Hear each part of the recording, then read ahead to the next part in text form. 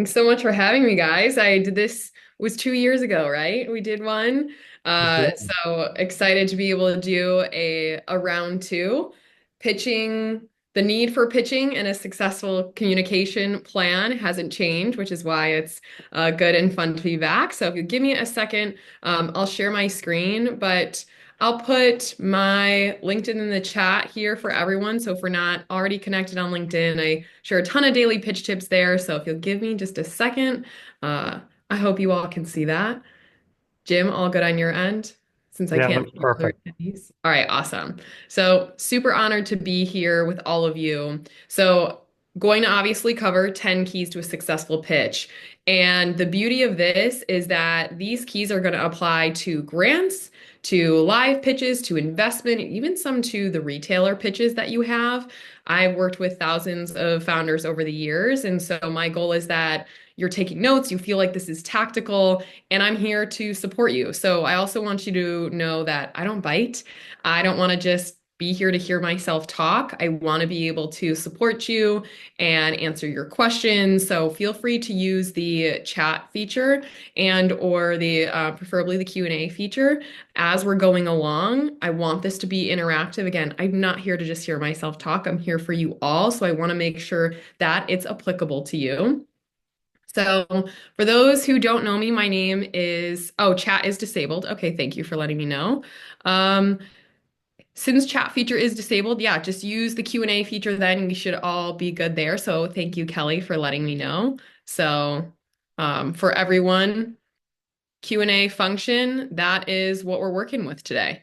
So my name is Kat Weaver. I'm like to say I'm a two-time accidental founder. So I started my first consumer product company out of my college dorm room, then lost everything to a fire, had no money or connections. So my claim to fame is that I won 22 of 23 pitches to help fund the company. Ended up winning several more grants, even for Power to Pitch as well. But along the way in that first company, I met so many founders who struggle to talk about themselves, what they do, and what they need. So it became my life's mission to help them communicate better and get funded faster. So I have worked with thousands of founders. I've curated now Power to Pitch. We have two core programs, a grant prep program and a fundraising investor readiness program. And our founders have raised over 35 million in funds and counting. So all of what you're going to get is from shared experiences from the founders that I work with, from the founders that I've coached. And again, if you have any specific questions about their journeys and what that looks like, I want you to use that Q&A feature because again, whether it's more examples, if you want me to repeat something this time, I'm truly, truly here for you. So what we're going to cover, of course, is those 10 elements. Also going to bring in some of the common pitching mistakes that turns funders and stakeholders away. And I see these repeated on a daily basis practically. And then why storytelling is essential, how to craft a memorable pitch, and some of the biggest misconceptions about pitching and how you could shift that approach. So again, is I feel like I'm not doing my job if you don't feel compelled to take notes or ask questions. I want to be as tactical as possible. So let's dive in. The first key of pitching is to ensure that you don't treat any audience. This is investor, grantor, retailer, potential mentor, advisor. You don't want to treat them as if they were a customer. And the reason for that is you don't want to assume someone has the same experience as you. I hear founders all the time talk to people as if they are going to love the product or it's delicious and they're going to go and buy it off the shelf. Whereas that might not be the case. That doesn't mean that they can't support you, but you want to think as if you're pitching someone who's about to go pitch your target consumer for you and go pitch on your behalf. So the difference is that you're painting that picture for someone. You're not being so hyper specific where they have to love your product in order to describe it. You want to think about taking a bird's eye view approach to be able to bring that description. So, for example, there was one of the companies that I talked through a lot with this is it was a vegan egg substitute. And she was like, oh, it's delicious. Everyone's going to love it. And that's just not true. Not everyone has that view. Not everyone is going to care about it. But that doesn't mean that they can't support you. That doesn't mean they can't put you on the shelf. That doesn't mean you're not fundable, but it's a matter of shifting that language. So I hope this makes sense is whenever you're describing something, you never want to assume they're going to love or want to buy your product. That doesn't make them a stakeholder in the brand in any way. And again, if you want me to repeat or add another example for any of these 10, please, please, please stop me, ask a question. Thank you, Kelly. I'm glad you love this point because I see this every day. It seems like a simple thing, but it's really something you kind of have to take an active practice in mindset about in order to shift. Number two, and I did a webinar an hour before this, is so many founders don't think their story is worthy. Whereas every single one of us have a story, and that story is proprietary to you. People actually remember the transformation of what happened or that connection versus the pure information. So, like data points and those create like details that anyone can repeat. So, the more specific and connected you can be to the problem you're solving or bring in that personal element, investors and stakeholders are people too. So, it's hard to remember that sometimes, but the story is actually a much more repeatable element than the data or specifics about a business. Kayla, we will have the recording, not the deck itself, but the recording, I believe, is going to go out. So I hope that answers your question fully. So story, again, is proprietary to you. Every founder has a story we're telling. For example, there was one of our companies, she has a tomato sauce brand. She came to us, no funding one from both investment and grants. And when we pried a little bit, she didn't think, she's like, I don't have a background in food. I don't have a background in cooking or nothing. But we found that cooking was important to her because she would do it with her dad who lived in Italy. And the way that they could connect was through their Italian cooking. And so we pulled out part of that story, and now she's actually done initiatives to support ageism awareness and all these incredible things. But it stemmed from pulling out that story. And to date, that founder has won 25,000 in grants, 150,000 in debt capital, and just secured a $50,000 investment. And it came from bringing in that personal element. There was, of course, a little bit of extra details in there that we could be here all day about, but that story element made her so much more relatable and memorable, even for someone who didn't have big cooking experiences with their dad, or maybe doesn't even feel the need to buy a pasta sauce because they like to make it themselves. It's not all about that. It's just what is your connection so you can bring me into your world. Number three is 99% of founders that I meet overshare. Uh, Kelly, yes, that brand is Chow Paffy, actually. So we helped her win, she was on our last webinar, actually. We helped her win all of that capital. So $200,000 total.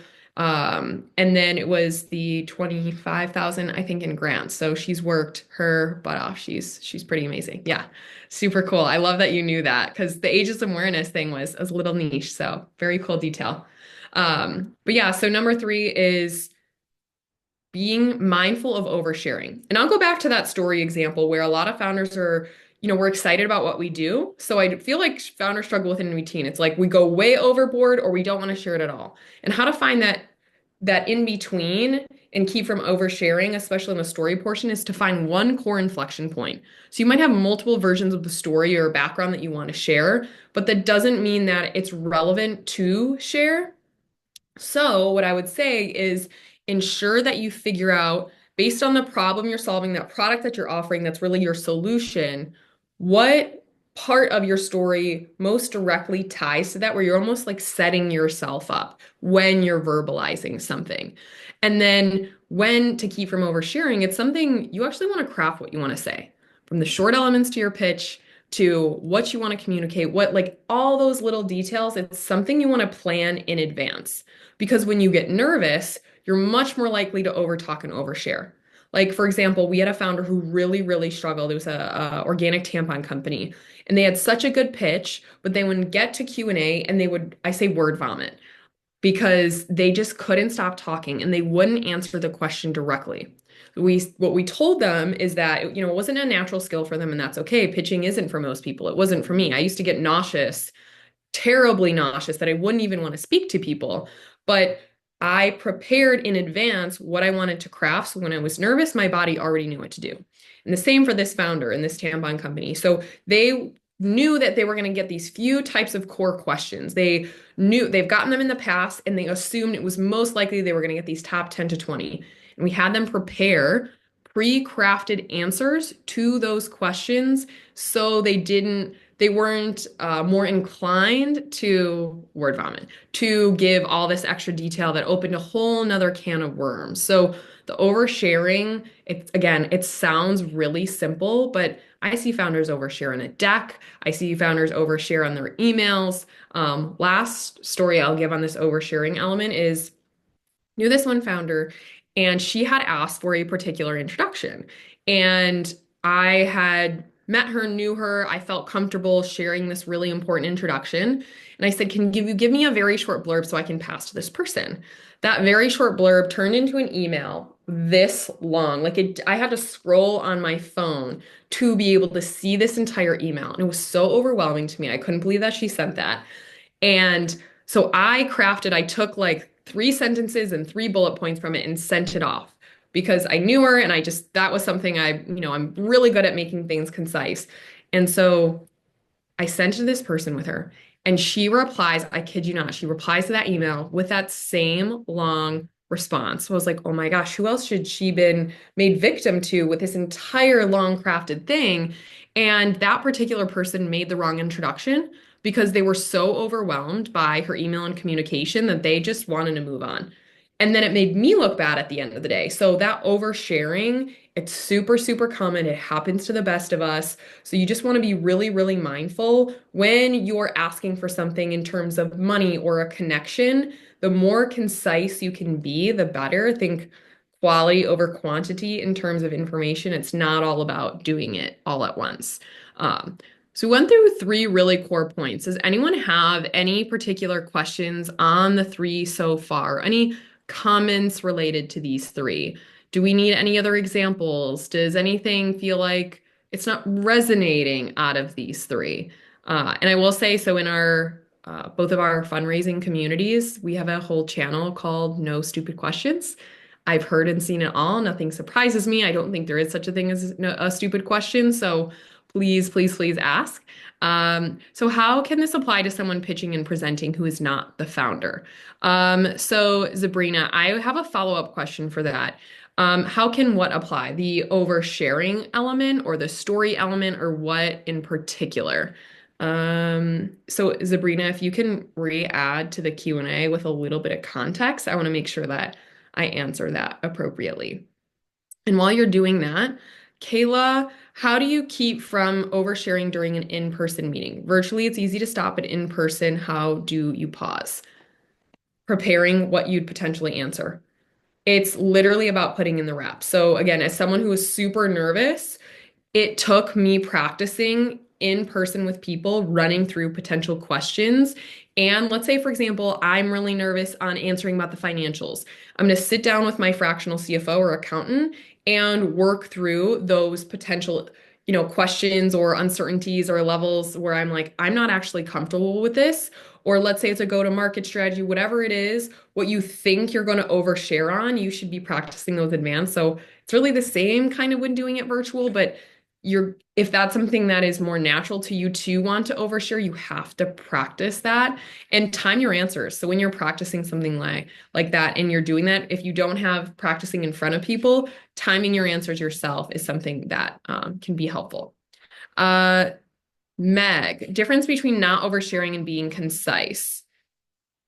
They're the same thing, really. When you want to be concise, you want to be really short and to the point, and that's essentially keeps you from oversharing. So they're very similar. I hope that helps. And again, if I don't answer your questions here, please feel free to send some extra context. Okay, Sabrina, you mean the founder. Okay, for a founder story. So you can speak to the founder story if you're pitching on someone's behalf. You can absolutely speak, but in third person. So you can say our team. You can speak in terms of we and our, even though you're not a co-founder, or you can say our founding team. And you can bring in that same story element. Because again, you don't want to like project on someone that like, you're going to understand this, you're going to love this. Here's the data behind it. The story is still really important. So that's still an important element. That's a great question.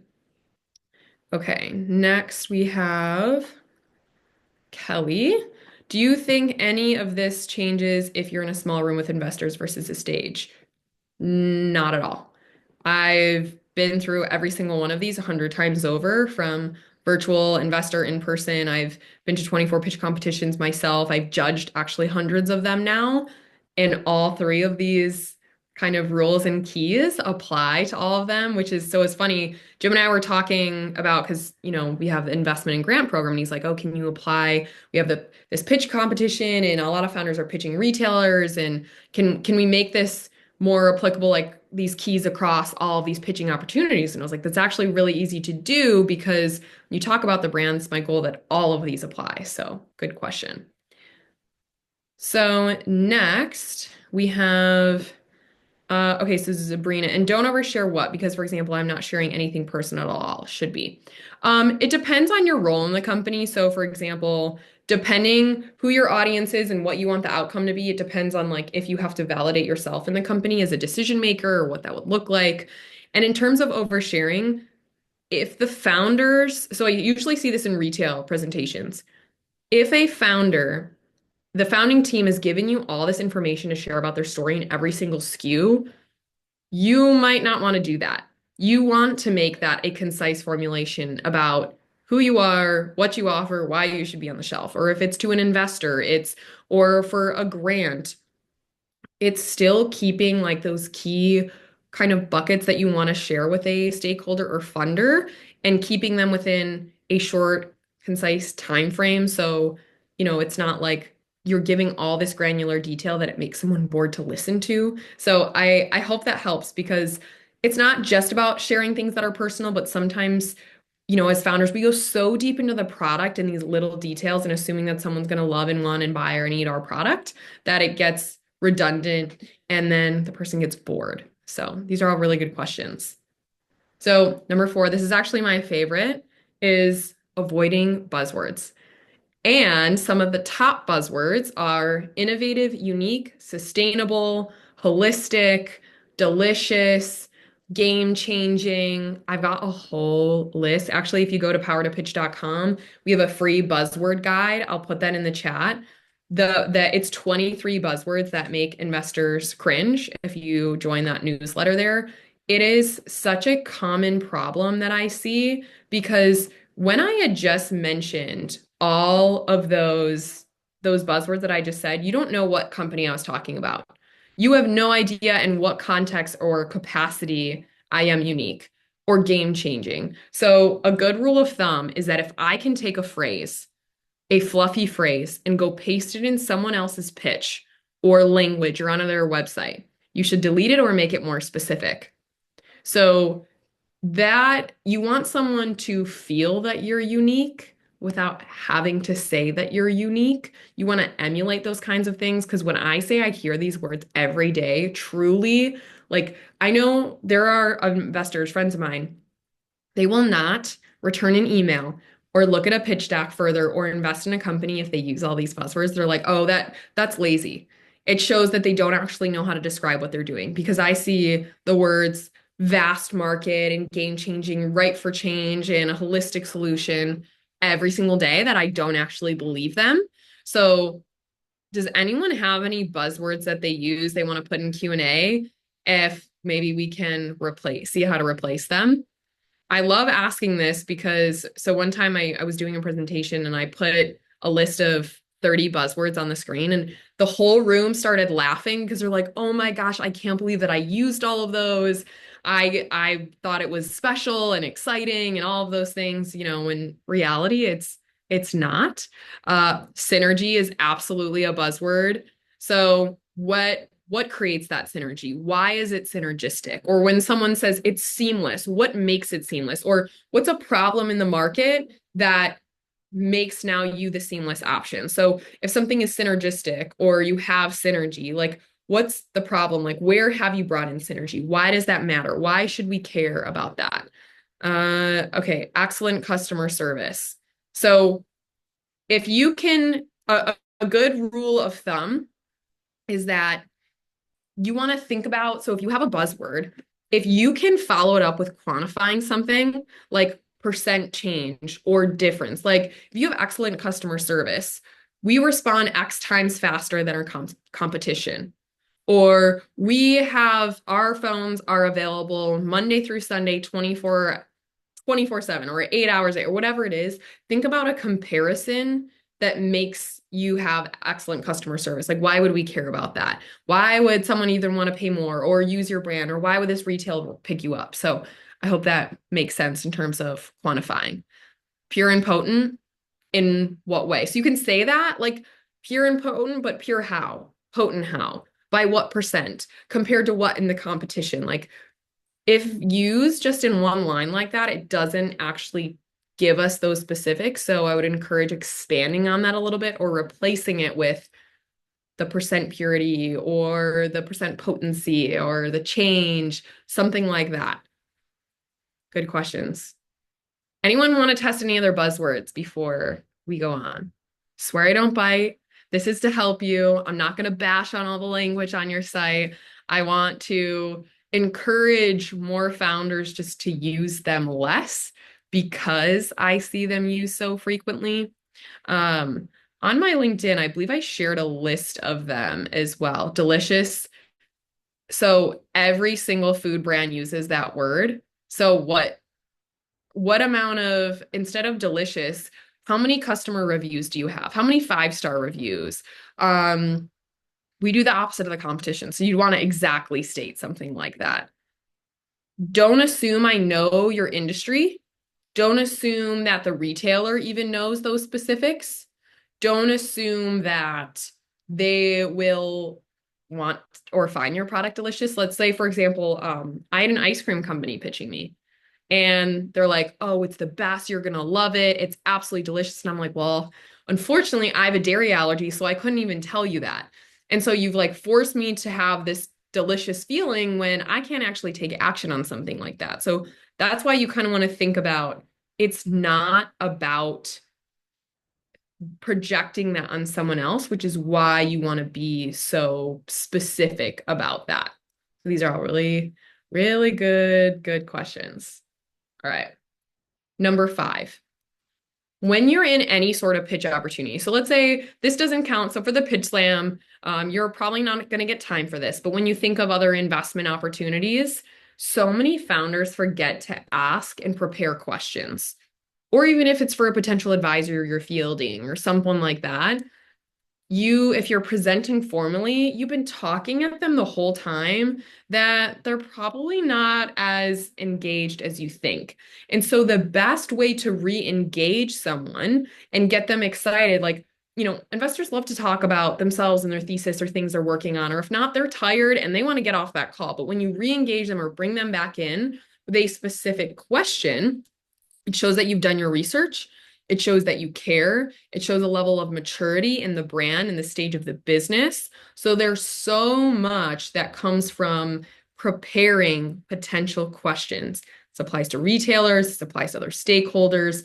So coming up with kind of a potential list of questions, like, for example, I'll give you a really good one for investment one. A bonus here is, what was a recent problem one of your portfolio companies had, and how did you help them solve it? That's a really, really mature question. And it gets them to think about it. It gets them to think about like how involved they are. It tells you how involved they are. It tells you how much they care about their portfolio companies. It tells you the kind of issues they might be tackling. It'll tell you how active they might be in terms of investing. So there's so much to unpack from that question without them actually directly saying those things. So that's why you want to be really, really thoughtful. In our program, we have a whole list of that, and you can think about who your audience is to come up with your own. But it's so important to remember, like, even for a retailer, they get talked at all day long. They get people being needy and asking for things and begging and all the things all day long. So when you can come with a specific question and understand what success looks like for them, you've put yourself ahead of 99% of the people in their inbox or that they've met with that week. Number six, one of the biggest pieces of advice I want to leave you, if you learn anything from me today or take away anything, is that whenever you're creating a presentation that involves a physical pitch deck, or if someone asks for some, craft your pitch as in what do you want to communicate first and in what order and with what precise words, like write a script as you were to actually verbalize it. What is that going to look like before you even craft any pitch material? I promise you, as someone who's been in this industry and has helped founders raise a ton of money with this tactic, it is going to save you hours of time. And actually, so that same example, that Chow Pappy company, so she secured that $200,000 and those people never looked at her deck. She had stated that it came from the confidence in her ability to pitch. And we also had a mocktail company who was pitching live. They had their deck and the deck froze, and none of the eight investors on this call told her. But they said, oh, actually, we didn't need it because you verbalized the company so well. So you want to think of it in terms of tactics. Not only is it going to save you time, it's going to reduce the oversharing on your materials. It's going to make sure that you're talking about the right points in the right order and you've connected like information. And it's going to ensure that you can describe it without needing visuals. So, Kelly, yes, you usually do the opposite. It's what founders think. I have hundreds of founders come to me and they're like, I want to pay you to just build my deck. And I say, I would be doing you a disservice if I go and build your deck and I don't have the concept of what you want to say, how you want to say it, what you're going to communicate. And anyone you go to pay to do that is seriously going to waste your time. It's never a good investment to do that. So, yep, be so good at your pitch. They don't even look at your deck. And we have helped so many founders raise money without ever needing their pitch deck. So, yes, it's a valuable tool. Yes, it can be super helpful, but it is not a necessity. It truly, truly is not. And I say that from a founder who even talked about this on our fundraising webinar that I had an hour before this. So it's a real, real, real thing. And that's why we say like that communication, it's so much more important. Like the early stages, any stakeholder is betting on the horse first. So it's not actually about how much you spent on a pretty pitch deck because it's going to change. Your business is going to change. And so you want to be able to be empowered enough to describe it, change it, update it, and do those kinds of things. So if you are looking for more help, so from the Pitch Slam and beyond for our grant specific program, I've created a custom coupon code for Naturally Chicago members here. I'm going to put in the chat. So that link, and then it's Naturally Chai for $100 off. We share 200 grants every single month. We have monthly group coaching calls, bi-monthly actually. So we'll go through your applications, and our founders have won over 1 million grants in this program, and they're corporate grants. So that means the checks come sooner. They're between $1,000 and $250,000. I won 24 of them myself. So we help you with that whole free grant process. And the beauty of a grant is you don't have to pay them back. And out of the 24 I won, no one actually asked what I did with the money. I mean, some might. It's not a government grant. It's specifically a corporate grant, but they're a really, really great way to get some extra cash. But if you're going the investment route, this program is application only. So I'm going to put that application in the chat. So if you want the fundraising route, we also include our grant list in this program. So you can apply there. That's for founders raising between 250K and 3 million. And you want to have be investor ready, have an exit goal in mind. This isn't running your company for the next 30 years. This is, I want to scale and grow really, really fast. That's what we're really, really good at. So I put that application link in the chat, and towards the end, I'm happy to answer more questions about it, but this is my bread and butter and our team's bread and butter. So, all right, number 7 is having a clear ask. I have so many investors that tell us, we love taking your deals. We love looking at your founders because they know how to have a clear ask. They know how to talk about the outcome and what they want and what would result from that outcome. And having a clear ask also comes from a retailer. It also comes from when you have an ask, if you're going in a pitch competition, it's your ask is, I'm going to win because I'm asking for this, and this is what it's going to allow me to do. If you're talking to an investor, or if you have a, for example, and when talking to investors, we recommend a monthly and quarterly newsletter for different stakeholders to keep them updated, whether your round is open or not. And on every single email, there should be a ask, just one single ask. It gets people to scroll to the end.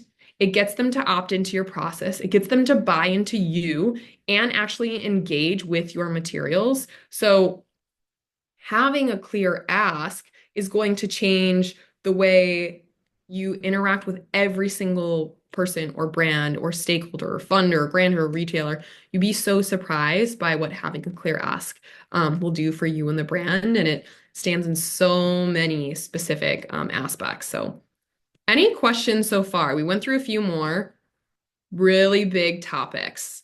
It can go really deep. Like I could just take one of these and do a whole webinar on each one of these individual points because I have stories coming out of my ears about them. Do we have any particular questions about that?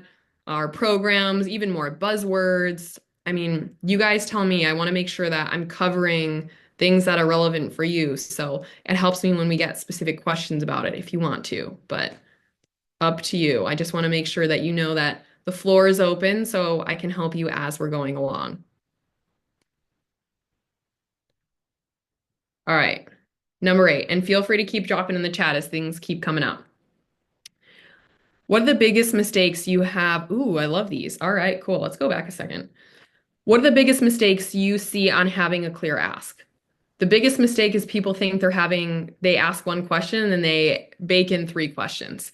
Have one clear ask. Like for example, I invested in a fintech company, and at the bottom of that email, they said, "We're looking for X role. If you have any suggestions or contacts for this, can you connect us? Here's my calendar," or this. They gave them action, how to take action on that.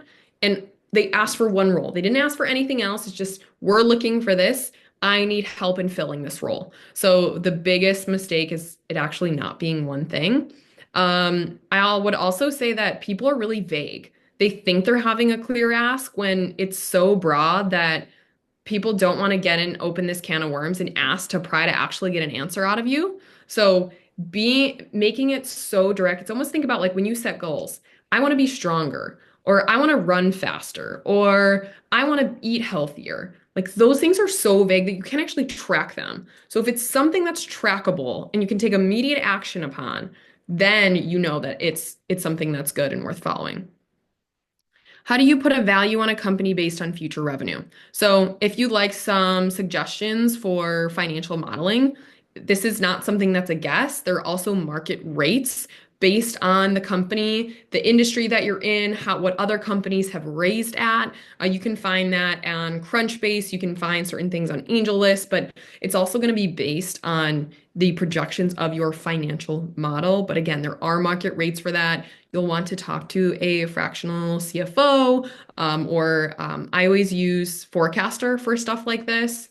I have a code for 20% off Forecaster Mix. So if you want to DM me on LinkedIn, I'm happy to send you that code over if that's something that you actually want to calculate, because it's not a guess. I know a lot of founders like make that guess. So I'll put my LinkedIn in the chat so you can send me a message there if you'd like that, but no pressure, up to you. If you have someone, great, just make sure you ask them. Do you have a resources for understanding the stage of funding? Yes, actually, that's in our fundraising specific program. So I will tell you at a very high level, so it's very basic. If people are lucky enough, they start with what they call a family and friends round, where they're maybe not institutional investors and they're really that first little bit of money into support. Then will come maybe the pre-seed round that's like really early, like pre-money, or like, only a few thousand in sales, very, very early stages. Seed is post-revenue. Seed is typically around 1 million in sales plus. Then you have your series A, B, C, and beyond. Now, every investor has their own definition of pre-seed, seed, series A. Your angel round, angels can come in at any point. Angels are accredited in investors who invest their own money. And so an angel can come in at any one of those points. Now, as a founder, you're going to want to set a minimum check size. And this can get very complicated here. And this is what we talk about in that fundraising program, Kelly, if you want to apply. But the when you think about those rounds, you all will have that minimum check size because you only get, to give away so much equity at the end of the day. So you're going to have a cap table that organizes all the people that you're giving up potential equity to. There's different funding instruments that you can use to be able to give up that money. Everything from a safe to convertible notes to actual equity. There's also if you can take on debt before giving up equity, I always recommend that too, and grants. But there's really a lot to unpack. So angels are different in VCs in that VC is typically runs a fund with multiple partners. They have different goals, whereas angels it's their own in personal thesis based around, I might invest 10K and I like these kinds of industries and I'm doing so because I support that type of company. So very complex conversation. But I'll put our application link for the program in the chat if you want to talk more about that. And we have what were the first 2 points? I missed the beginning. This is great. Oh, I'm so happy you think that. So we will have the recording go out. First 2 points. Like let's go back super, super quick. Don't treat the audience as if they were a customer. We kind of bake this into the other ones is like, don't assume that I'm going to find your product delicious. Don't assume the investor is going to go buy your product off the shelf. Number two is don't leave out your story. Everyone has a story that's proprietary to you. So those were the most important. All right, 8. Always, always, always talk about why you're qualified to solve a problem.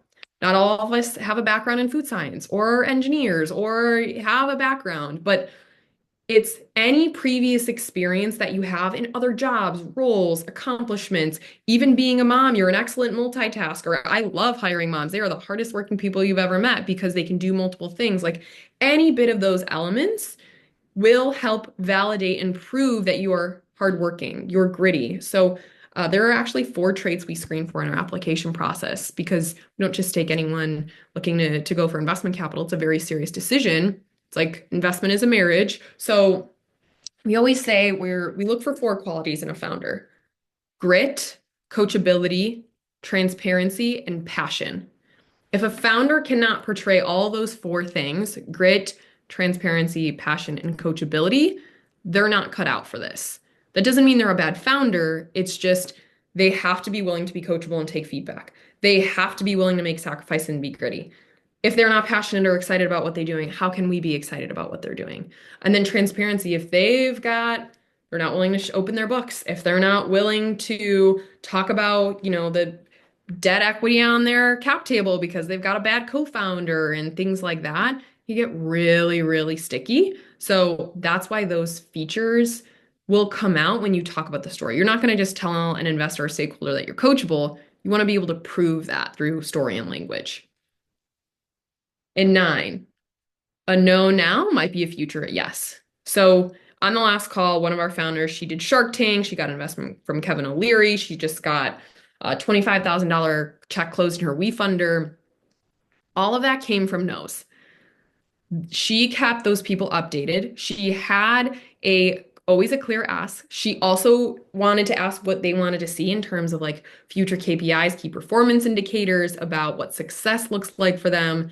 And a year later, she turned a ton of no's into yeses by keeping them updated, being transparent, being coachable, putting them on her quarterly newsletter to keep them like showing her that she is doing all those things and that she's worthy of that money. And same for a retailer. Like the retailers have such high buyer turnover that just because that one buyer said no doesn't mean the next one in a different category won't say yes. Like there's always that opportunity. So we as founders, we get more rejections than yeses, right? In so many cases, the serial founder, like exited founder, I've gotten more no's than you could fathom. And that's just part of the process. That just means that it's really steering you in the right direction. So a no right now doesn't mean anything. We had one founder who secured a $100,000 check from an angel investor, which that's an unusually high amount for an angel investor. That's a big check size. Um, this investor said no. He wanted nothing to do with the company. But this guy kept asking, put us on the updates list, and what was it? Almost 8 months later after that no, this guy ended up investing and got a feature in Vegan News. So it's a big deal. You might be surprised. It's just that resilience thing as a founder. It takes a lot. And last but not least is do your research from the terms of if you're going after money or a grant. Make sure you are applicable, like you're not wasting your time in applying. Is it a particular individual? Do they have a thesis? And a thesis means that there is a theme to their investment portfolio. So for example, let's say for a pre-seed round, if you are pitching a investment firm that has a thesis of investing in Series A companies, which are way further along than pre-seed, then you're going to struggle and be wasting each other's time. So by doing that research, you're going to save yourself hours. Same with applying for grants. Like I will tell you that some of the grants I applied for, they wanted a co-founder. And so I didn't just apply. I reached out to the organization. I said, I don't have one. Here's why, but this is why I want to apply to your grant. And they said, okay, we will allow it. We will look out. Let us know when you apply so we can look out for your application. And like doing your due diligence and that research ahead of time, it's going to flip the switch on so many things as you're going through this pitch process. It's so crucial. Again, it's super, super hard. I know, I have made every founder mistake in the book. I have been through it all. And even my first company, I was under contract 4 times before the deal went through. The third time fell through the week of my wedding. So like I've heard and seen it all as a founder. So like I hope you take these points and you found that some of them are applicable to you. If you have any more questions before I bring Jim up, I'll post our application is in the chat here. If you're fundraising from investors only, it's a short questionnaire and we'll give our team calendar. And then the Naturally Chicago link is in for our grant program is in the chat. So this was one of our founders. She has won 60,000 in grants with us. So that's a 5,900% return on her investment in the program. Like that's our whole goal. So if you're serious about pitching, going for grants or investors, please reach out to me. I'd love to be able to support you. And Jim, I'll queue you up and then we can go through any more questions. Great. Well, thank you, Kat. Great presentation. Really appreciate the level and depth of your understanding about pitching and presentations. So, don't have a lot to say other than applications are now open for the Natural Chicago Pitch Competition. They're due by April 11th. You can find them on our website, and we'll also be including it in our follow-up blog and email to attendees of this webinar. So if you haven't been there before, typically 400 or so people. This year it's going to be downtown at the Spertus Institute, which is amazing, right on Michigan Avenue. Beautiful, beautiful auditorium. We'll have 6 brands pitching, amazing judges, industry leaders, retail partners. So definitely plan for January 2nd. And if you're a brand who's looking to raise capital, you definitely want to check this out. Last year we had almost 200,000 in prizes from various service providers. So worth the while. And in order to be part of it, you have to be a Natural Chicago brand partner, which also gives you free or discounted online programs, member-only events and programs. Like we just had a member-only event with Compass Group, largest food service company in the world. It was fabulous. And, a bunch of brands are now getting access to Compass Group, who does, like University of Chicago and Northwestern and, a lot of the sporting venues across the country. So, and that was only for members. And our brand partnerships start at 500 a year. So definitely a good investment for your company, especially if you want to apply to pitch for the Pitch Slam. So anyway, back to Kat. Any other questions out there? Oh, we've got 3 more, Kat. If you have questions, please put them in the Q&A at the bottom of the screen.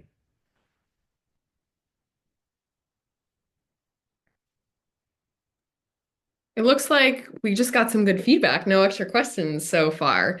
I'll put my email in the chat. So Mick, you put yours. It's not letting me copy it for some reason because it's in the Q&A feature. So shoot me an email, kat at powertopitch.com. I put it in there for you. So if you got specific questions, or again, you can directly apply on that link and it gives our team calendar for us to chat live.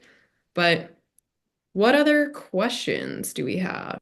It's just great. That's all. No questions. I've covered every pitch question in the entire world. We're done here. My work is done. I can retire. Kat, I really appreciated your advice on avoiding jargon, in terms that are in every flippin' pitch deck in the world.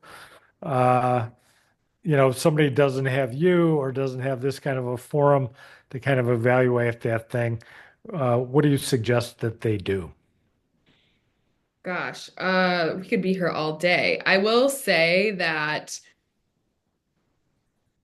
it's about putting in the reps, like talking to people, finding mentors or advisors who have accomplished things that you want to accomplish.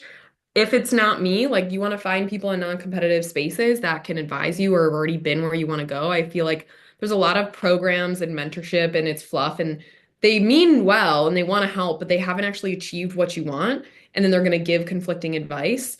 So it's a matter of like practicing putting the reps, preparing that pitch and those things. So I hope I answered that right I and think that's specific. fair. Yeah. So A what couple is new the questions biggest, that popped up. yeah, do you have any good storytelling resources? So I will say I share daily pitch tips on LinkedIn from storytelling support. So if you're not ready to join our programs, definitely connect with me on LinkedIn there. In terms of storytelling resources, we have a Power to Pitch YouTube. So I'll be launching some new videos there to help break down some of that. And then also, of course, it's in our program. We help you actually review your pitch like word for word to help craft that story. So we're very, very involved and detailed in what that would look like. And then, what is the best time to pitch an investor after launch? You should be pitching before you're ready. It's not a specific amount of sales. It's about finding what their thesis is, like where you are. So when you need money and having conversations before you need money so you don't feel desperate. And it's about even having conversations before launch. It's what do you want to see from us? What are your expectations? So then when you come back to them and you work toward those certain milestones, they should be ready to invest in you, right? Like you're cultivating that relationship. So there's never a perfect time. I will say the biggest regret any founder ever has in fundraising is that they didn't start it sooner, that they didn't start building relationships sooner. It is a very complex, taxing, resource heavy, kind of endeavor to take on. So the best time to pitch is building relationships now. And it doesn't have to be that your round's open. It's just, hey, I want to get to know you. I think your thesis would match us. I like what you've done with X, Y, and Z. What do you look for in companies? Crafting conversations. And it could be in emails, it could be in DMs, it could be in 10 to 15-minute meetings. Never ask for a 30-minute meeting. No one's got that kind of time. Ask for 10 to 15 minutes if you can. And they'll tell you how much sales they want to see. And you're going to have to talk to 100 plus because you're easily going to get 100 no's before a first yes. So hopefully that helps, Joshua. Um, all right. Any other questions? So happy this was helpful, Tony. Mike, I put my email in the chat there. I'll type it back to you here so you have it.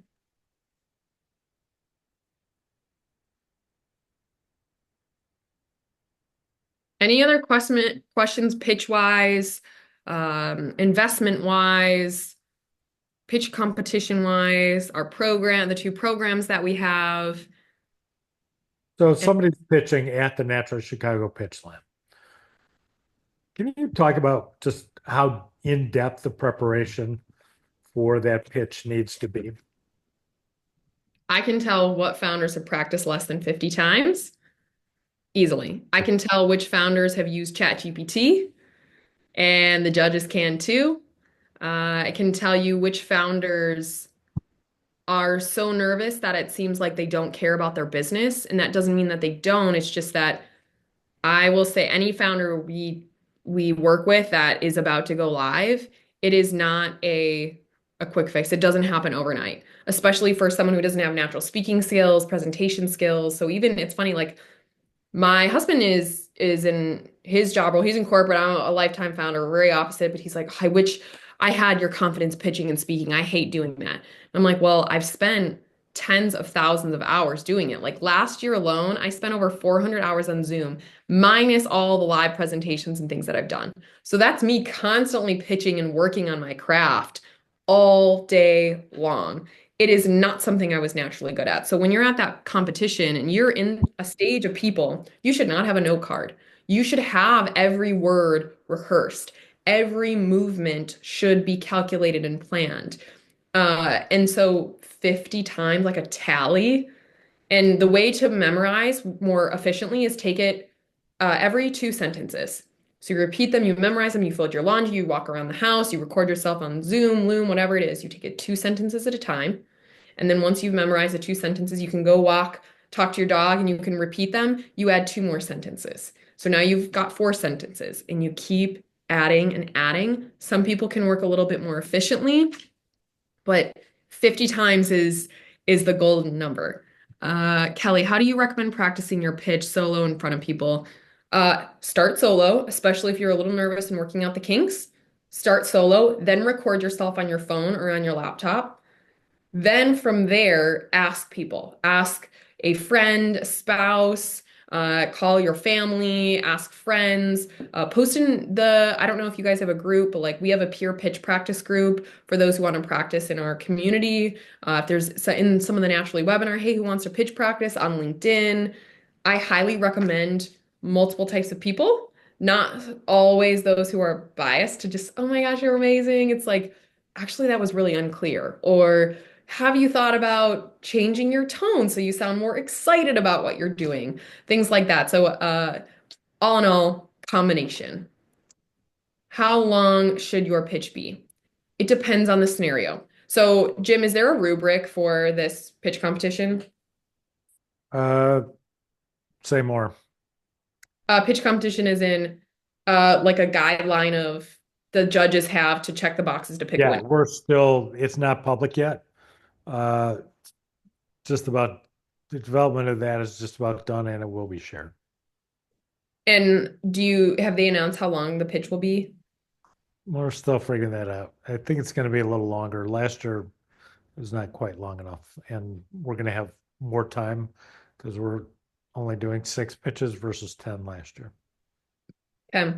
So, to anonymous attendee, if Naturally gives you let's say they say 5 minutes, I'm just making this up. It should not be 5 minutes and 3 seconds. It should be 4 minutes and 58 seconds. You always want to be a little bit under the threshold so it shows that you're prepared because when you overtalk and sometimes there's a timer, like for example, applying to the FedEx grant, they say submit a 60-second pitch video. They throw out applications that are 61 seconds and longer. They're very strict on that because they get 10,000 every year. Now, if you're pitching an investor in our program, we help with various pitch lengths from 60-second, 3 minute, 5 to 7, and 10. The average investor pitch you should prepare is between 5 to 7 minutes long. It's just concise enough where it gives that high level. It creates a little bit of FOMO and wanting more. It also helps you make your presentation more concise and a more approachable. So it depends on your audience. I will say also in retail pitches, if you can give buyers back a few minutes of their time, if you book a 30-minute meeting, they will love you forever and remember that. So even a retail pitch should be like 5 to 7 minutes. It should be more of a conversation than talking at them. So I hope that helps. Yeah, perfect. Great. Well, I think that we're in pretty good shape. Anything else, Kat? I'll answer this last question from Mick and then we can part ways. So, you pitched a few high net worth individuals. They told you I'm too small. How would you find the right person with the right amount? So, this can mean various things. It could be asking them what is too small. Many investors, they maybe lack a little bit of confidence in you, and that comes from your language and how you present in the materials you have. So they are saying that as an excuse because you need to craft things a little more confidently or bring some more things to the table. And three, it's by having more and more conversations. It is by LinkedIn, it's asking connections, asking those investors, and also asking their expectations. I mean, there's a lot of different factors at stake here, but I would say those are some of the top reasons. So hope that's helpful, Mick. Thank you all for listening to me today, asking really thoughtful questions. Of course, I put our programs and information in the chat. It's all I do all day, every day. I help founders get more money and pitch and win that funding so they can go grow their business. I'd love to be able to help you too. And don't forget to add me on LinkedIn. I share a ton of daily pitch tips. So if I can still be helpful, if you found this helpful, you're going to find more of this on LinkedIn. And to the Naturally team, I appreciate you having me, and thank you for letting me share this hour with you. Great. Well, thank you so much for joining us, Kat, and thanks to our audience for joining us. Bye, all. Bye, everyone.